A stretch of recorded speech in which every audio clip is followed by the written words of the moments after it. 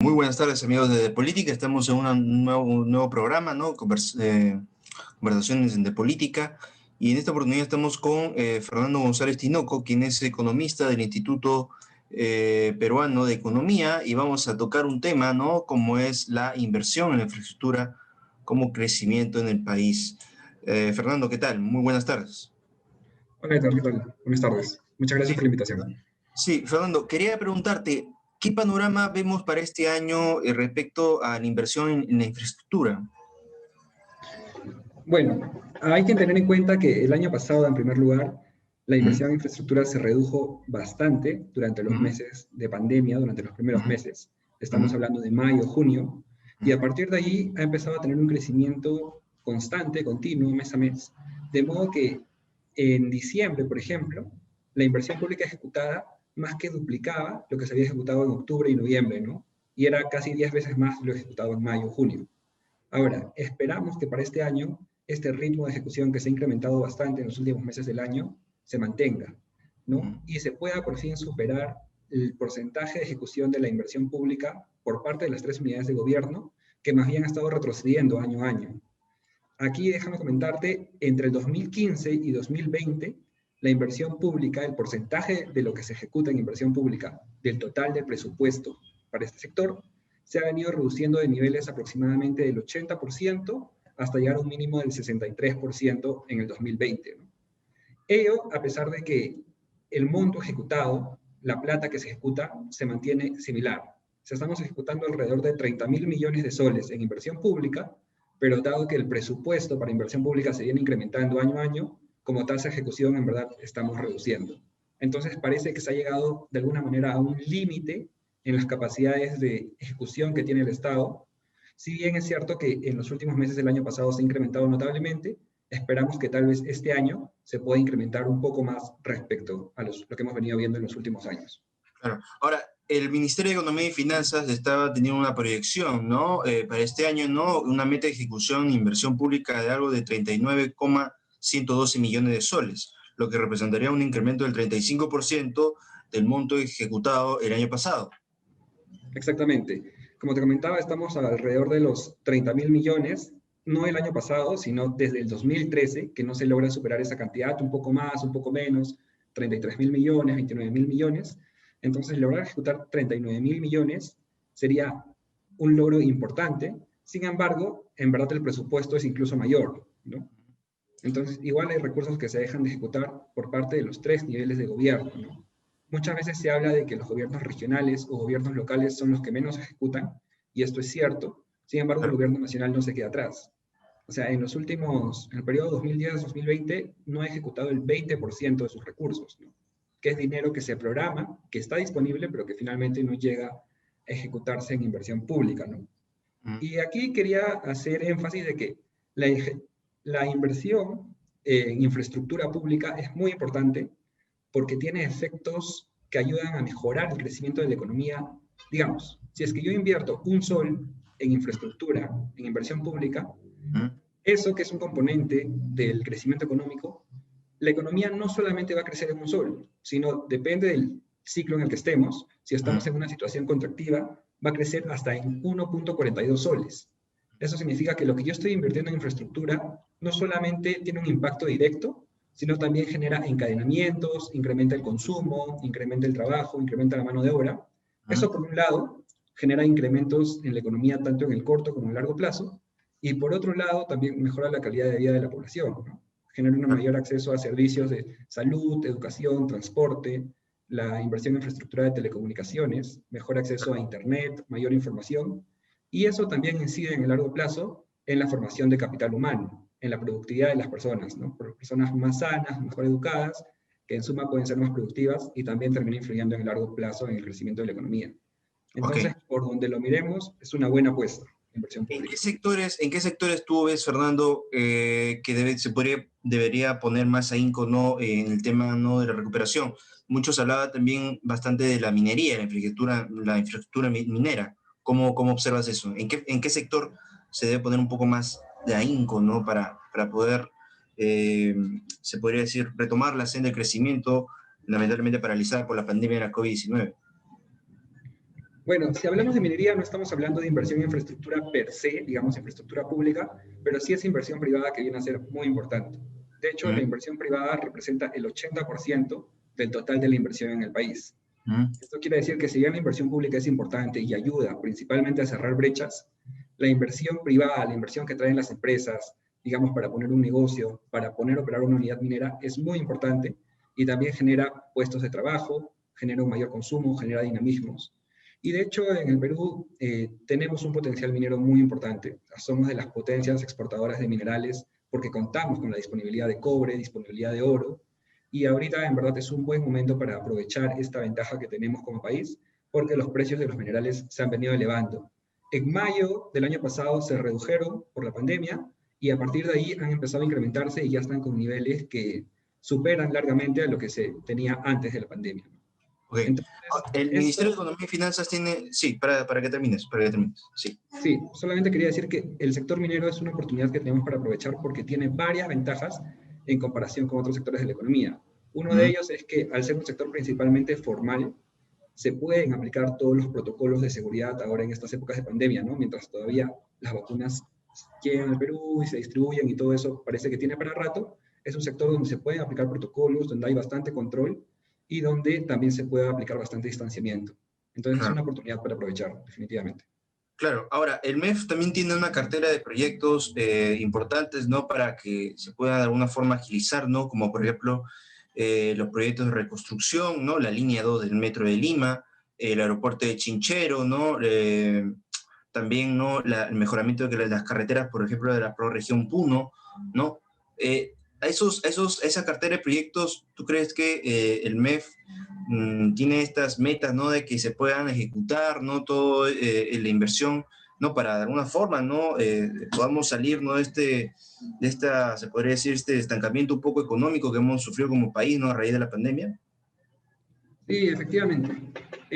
A ver, el MEF tiene un plan de infraestructura, lo cual está muy bien, porque primero no podemos estar teniendo inversiones para que se le ocurre al gobernante de turno o porque creemos que va a servir, sino que ya hay un plan de infraestructura donde se priorizan algunos proyectos de gran impacto, proyectos que están en las diferentes regiones del país y para los cuales incluso se planea utilizar algunos mecanismos de contratación un poco más flexibles que el mecanismo tradicional, además de mecanismos de inversión alternativos, muchos de ellos las asociaciones público-privadas, por ejemplo, que aprovechan el potencial de inversión que tiene también el sector privado para poder ejecutar en infraestructura pública, ¿no? Y después de eso se da una concesión para que el privado opere, digamos, una carretera, opere un canal de irrigación durante un tiempo adecuado y también genera ingresos, ¿no? Pero con eso también estamos cerrando una brecha de infraestructura.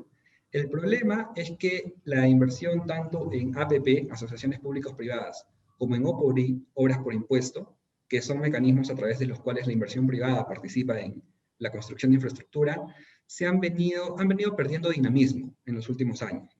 De hecho, a partir de estos escándalos de corrupción que ha habido por la empresa Odebrecht y otras empresas constructoras, Claro, se han generado muchos más candados en los mecanismos para promover esta inversión, ¿no? Y por un lado, entiendo que debe haber un mayor control para evitar estos casos, pero hay que tener hay que tener muy en cuenta dónde verdaderamente se originan estos casos de corrupción. O sea, si verdaderamente se originan dentro de Proinversión, que es la agenda encargada de promover la inversión privada, o si es que más bien van a etapas posteriores del proceso, llámense las conocidas adendas, ¿no? Entonces, tampoco hay que entorpecer las etapas iniciales del proyecto, en las cuales se ha demostrado en el pasado que se adjudicaban bastantes proyectos, proyectos importantes, y que, bueno, ahora se está adjudicando cada vez menos, ¿no?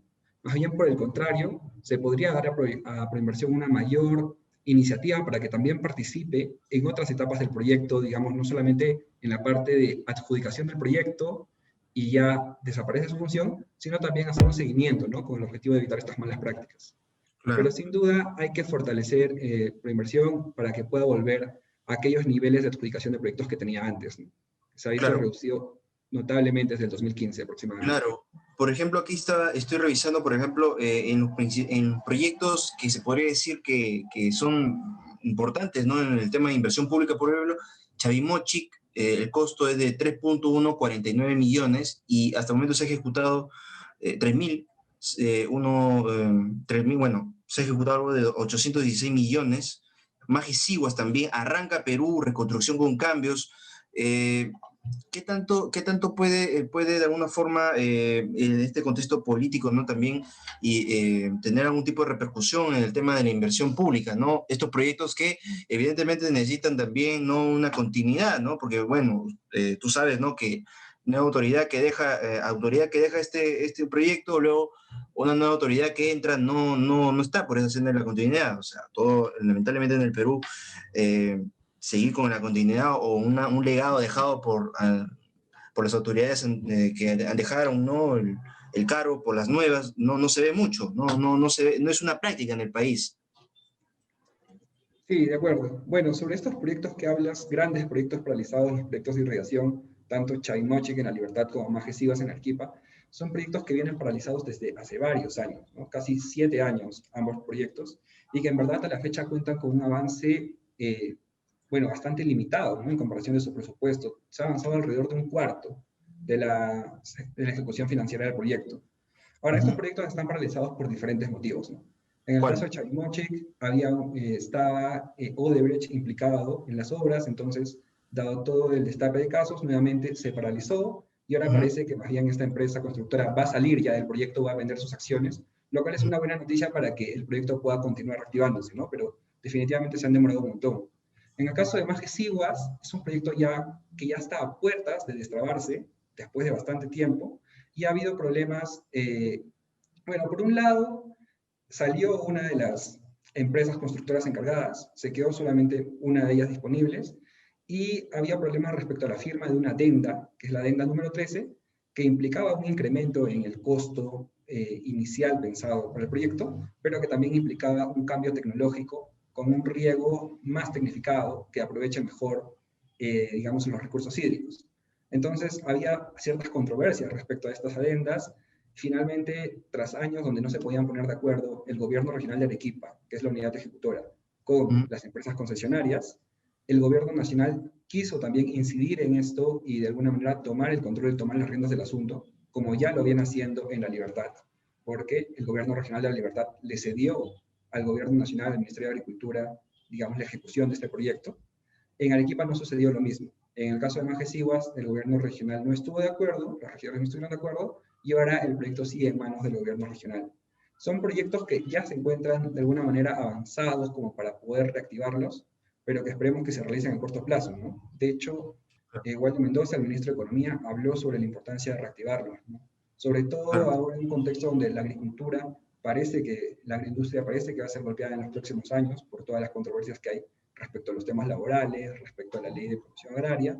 Entonces, contar con estos proyectos sería importante para poder amortiguar el golpe, para poder tener también un impulso de un sector que nos ha permitido crecer y posicionar bastante las exportaciones en el país durante los Generar últimos empleo años. más que todo, creo, ¿no? Porque, o sea, si estos proyectos salen adelante, se están generando nuevos puestos de trabajo ante lo que ha pasado, ¿no? Esta pandemia, que muchas personas han perdido su trabajo, ¿no? Entonces, que estos proyectos salgan adelante, se destraben, ¿no? De todo lo que está pasando, ¿no? Del ruido político, judicial, es también bastante importante, ¿no? Que puedan ser como un camino para que puedan algunas personas recuperar su trabajo, ¿no? Sí, exactamente. Se cree que estos proyectos en conjunto van a generar unos 250.000 puestos de trabajo en el agro y la agroindustria, ¿no? Además de los puestos de trabajo que se van a generar en la etapa de construcción. Entonces, definitivamente, la economía es un todo. Todos estos proyectos de inversión jalan al empleo, jalan al consumo y también permiten incrementar la competitividad del país, ¿no? Y por otro lado, estos son, digamos, algunos proyectos grandes, emblemáticos, que están realizados, pero hay muchísimos proyectos, digamos, de menor escala, que están ejecutados por la modalidad de licitación pública tradicional a cargo del gobierno regional, a cargo de los gobiernos locales, que también se encuentran paralizados, ¿no? Vemos De que no hecho, hay la Contraloría. un manejo eficiente de los gobiernos regionales para tratar, ¿no? De destrabar estos proyectos, ¿no? Algunos gobiernos regionales por sesgos políticos, sesgos personales. Sí, de hecho, en los gobiernos y en la modalidad de licitación pública tradicional hay varios problemas de gestión. Hay un problema también de capacidades de los funcionarios, que hay que incrementar las capacidades de los funcionarios para poder ejecutar de manera más rápida y de manera más eficiente la inversión pública. Y al respecto, hay un acompañamiento importante que viene haciendo el Ministerio de Economía, ¿no? Que ya ha mostrado resultados ahora en los últimos meses del año pasado y esperemos que este año siga así. Porque este trabajo conjunto, este trabajo de coordinación entre el Ministerio de Economía y las unidades ejecutoras, sí parece haber resultados durante los últimos meses del último año, al menos para recuperar un poco todo lo que se perdió durante los meses de pandemia, ¿no? Claro. Pero también hay que pensar en mecanismos de inversión alternativos. Ok, ¿Cómo tenemos la inversión cuáles? pública tradicional que funciona más o menos, que no Mm, funciona como nos gustaría, y a la par que vamos mejorando, que es necesario mejorarla, también tenemos que cerrar la brecha de infraestructura. Entre ellos mm, hablaba anteriormente sobre incorporar la inversión privada, el dinero privado en la inversión en infraestructura. Ya hablamos de PES, de OPORIS, pero además las modalidades nuevas, por ejemplo, el contrato gobierno a gobierno, que funcionó muy claro. bien para la construcción de los Juegos Panamericanos, ahora se Ahorita está están también con la utilizando, reconstrucción con cambios también. En Piura también está el exactamente, tema. se está Mm, utilizando para la reconstrucción con cambios y se espera que en julio de este año ya estén adjudicados la mayoría de las obras. Entonces está avanzando bastante rápido, pero a la par que esto sirve, podría usarse también como herramienta de transmisión de conocimientos, de capacitación hacia los funcionarios públicos de las diferentes regiones del país. Porque a la par que se realizan estos proyectos, estos funcionarios también pueden aprender sobre las herramientas modernas de gestión que se están utilizando, claro, digamos que utilizan las mejores prácticas internacionales, ¿no? Hablamos del claro. PMIO, Project Management Office. Entonces, se podría utilizar esta herramienta con un doble objetivo, ¿no? No con el objetivo de reemplazar, porque también es cierto que tenemos que desarrollar nuestras propias capacidades y nuestra propia institucionalidad para poder hacer obras, pero sí con el objetivo de cerrar brechas y de aprender. Claro, esa sería la tarea principal, ¿no? De estos contratos de gobierno a gobierno, que profesionales que vengan de afuera puedan aportar con su experiencia a profesionales de acá, ¿no? Y de acuerdo a ello, ¿no? Poder trabajar, ¿no? Poder desarrollar nuestros propios proyectos, ¿no? Y no depender del extranjero, ¿no? Y un ejemplo claro es, por ejemplo, lo de los panamericanos, que se hizo un buen trabajo, y también lo que es la reconstrucción con cambios, que también va por esa senda, ¿no? Ya incluso ya se ha dicho, ¿no? Que probablemente, ¿no? El próximo año, ¿no? Ya pueda darse ya la reconstrucción en su totalidad de lo que ha sido Piura.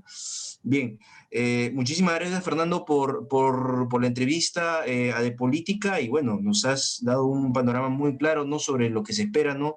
Para este año en lo que es inversión en infraestructura pública, que es importante, ¿no? Como una manera para reflotar la economía, ¿no? Ante estos meses complicados, ¿no? Por la pandemia que ha golpeado bastante a todos. Perfecto, Edgar, encantado. Muchísimas gracias. Bien, muchas gracias. Estuvo con nosotros Fernando González, economista del Instituto Peruano de Economía aquí en De Política.